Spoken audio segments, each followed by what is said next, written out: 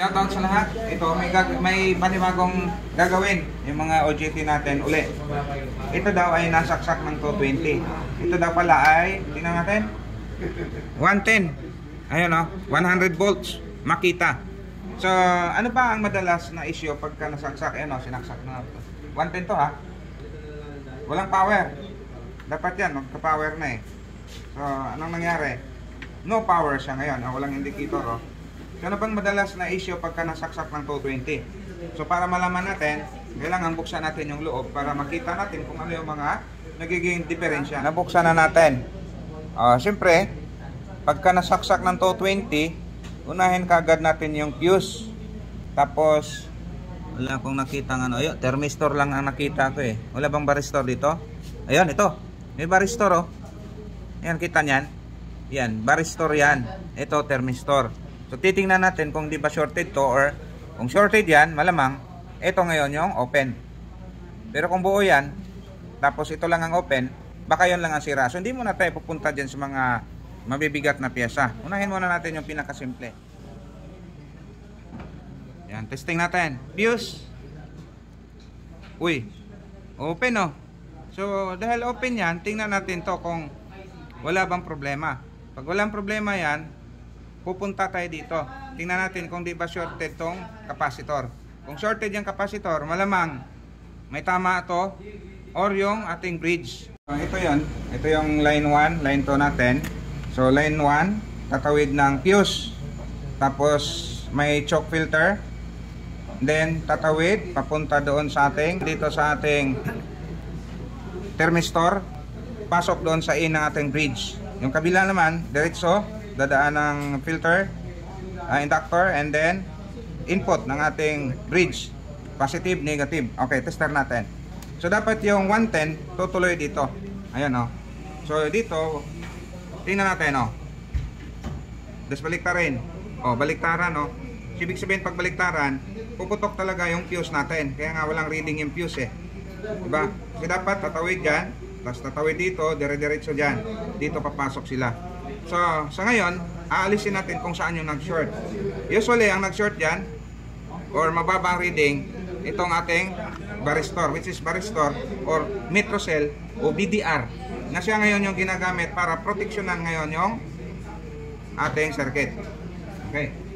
So, gagawin natin dyan, aalisin natin to muna, bago natin i-check yung diode. Punta muna tayo dito sa ating filter. Ayan o, dapat yung filter ay diode reading. Forward, reverse, forward. O, may reading, binaliktad, eh wala. So, ngayon, ito ay gagana malamang.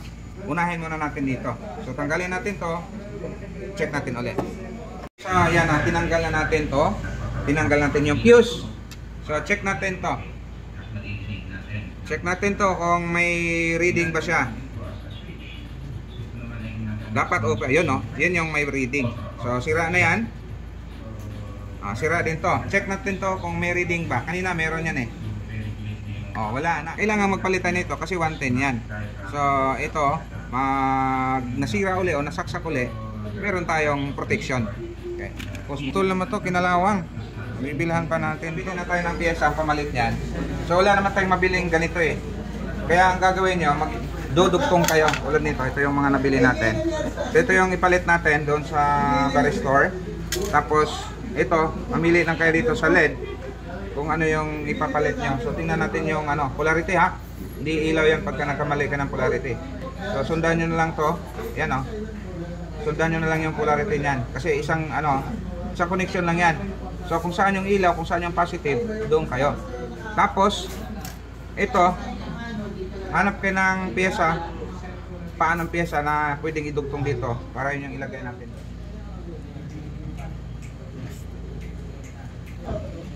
Mahina yung init nitong isa. Malakas siya, kaya lang mahina yung kapit dahil madumi yung dulo. Diba?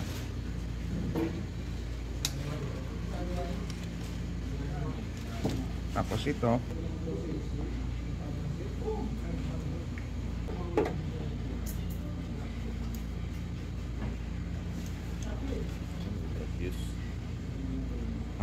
diba? May fuse na. Maganda to.